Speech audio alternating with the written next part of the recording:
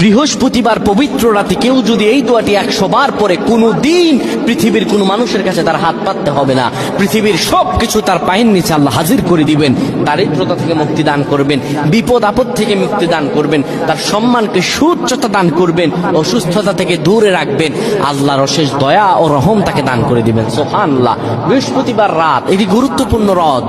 এই রাত সপ্তাহে একদিন আসে, আরবিতে রাত আগে আসে, দিন পরে আসে। সুতরাং বৃহস্পতিবারের যে দিন গিয়ে রাত, এটি বৃহস্পতিবার রাত নয়, এটি শুক্রবারের রাত, এটি জুমাবারের রাত, এটি দোয়া কবুলের রাত, আল্লাহর কাছাকাছি হওয়ার রাত। সুবহানাল্লাহ। এই বৃহস্পতিবার রাত আল্লাহ তাআলা বান্দার দোয়া কবুল করেন।